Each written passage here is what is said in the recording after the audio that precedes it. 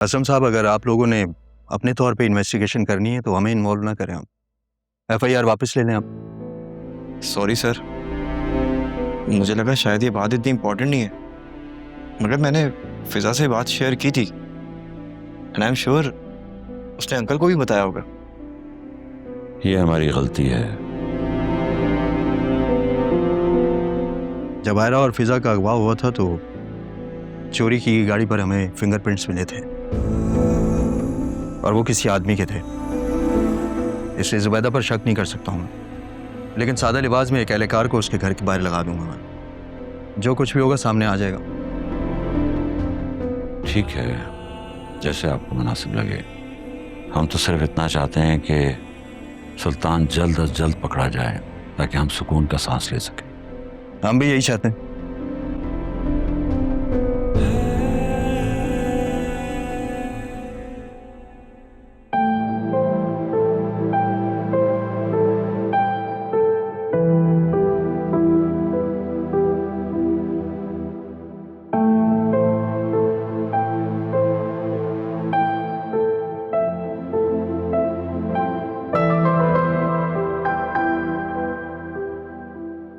फरिया, बेटा तुम अभी तक जाग रही हो, सोई नहीं? सब ठीक है ना? जी मॉम, वो पता नहीं नींद नहीं आ रही थी। लेकिन आप क्यों जाग रही हैं? हाँ, मैं वो आमना शायद कमरे में पानी रखना भूल गई थी।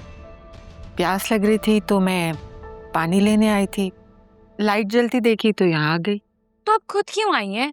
आप किसी सर्वेंट को इंतकाम कर देती, वो ला देता आपको। नहीं नहीं भाई, वो भी सारा दिन के थके हुए होते हैं, वो भी इंसान है, सो रहे होंगे। ये आप कुछ बदल सी नहीं गई?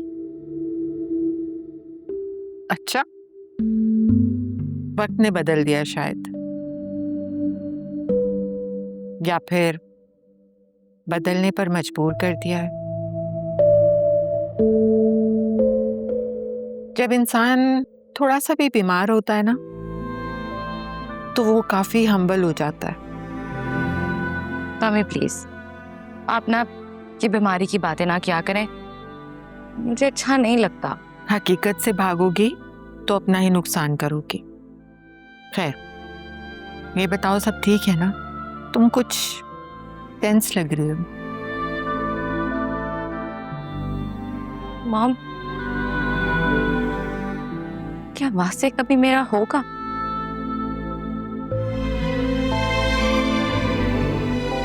क्या मैं इसी तरह हमेशा बस उसके पीछे भागती रहूंगी? पता नहीं, लेकिन तुम्हारी दुनिया वासे पर ही खत्म क्यों हो जाती है? और मेरी दुनिया तो बस वही है, बस वासे के इर्द गिर्द घूमती है। मैं तो सिर्फ तुम्हें यही कह सकती हूँ बेटा कि ये प्यार तुम्हें कहीं का नहीं छोड़ेगा। बेहतर है कि तुम वासे को छोड़ दो। मुझे आपसे कुछ ऐसी ही एडवाइस की एक्सपेक्टेशन थी। तो फिर तुम मेरी बात मान क्यों नहीं लेती? हो सकता है कल को तुम्हारे पास ये एडवाइस देने के लिए कोई भी ना हो। आपने कर दी ना फिर से वही मायूसी वाली बातें। ना किया करें मम्मा, बस खुश रहा करें। मेरी खुशी सिर्फ तुम हो, तुमसे है। तुम खुश होगी तो मैं भी खुश। चलो अपने कमरे में जाओ और कोशिश करो सोने की। हर वक्त सोचती मत रहा करो। चलो उठो। मेरी फिक्र ना करें, मैं बिल्कुल ठीक हूँ।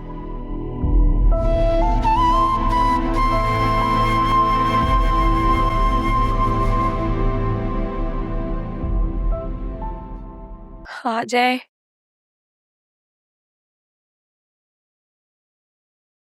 फिजा, आई एम सो सॉरी। मुझे लाली का बहुत अफसोस हुआ।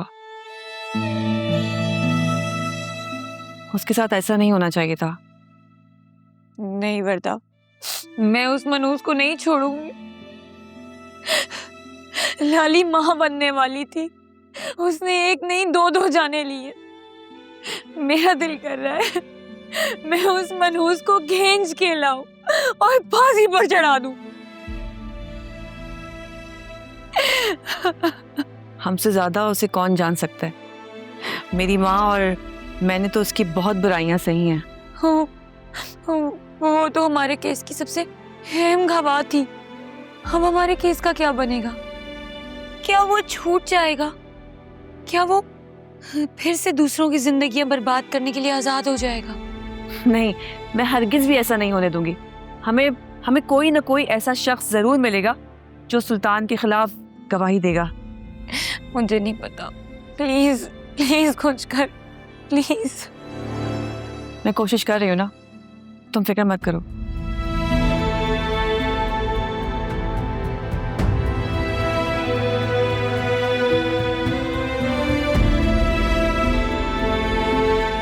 वर्दा, बाबा कह रहे थे कि तुम पुलिस इंस्पेक्टर से मुलाकात करके जाना।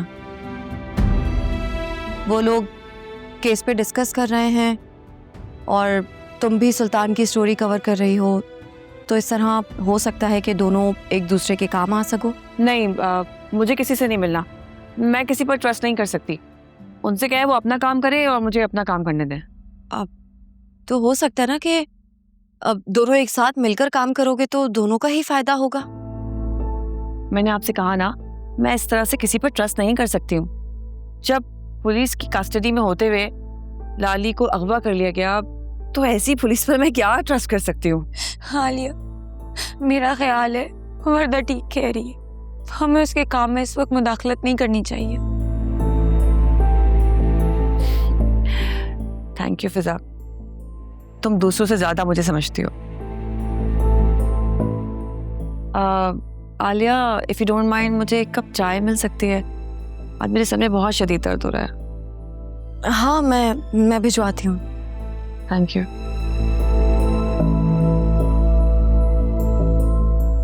फिजा, पुलिस की अब तक जो परफॉर्मेंस है वो तो तुम्हारे सामने ही है। वर्दा, तुम प्लीज एक बार उन लोगों से राब्ता करो जिनको सुल्तान ने नुकसान पहुंचाने की कोशिश की थी। क्या पता कोई हमारे इस केस में अदालत में गवाही दे दे। तुम्हें क्या लगता है मैं कोशिश नहीं कर रही हूँ? ऐसी बात नहीं।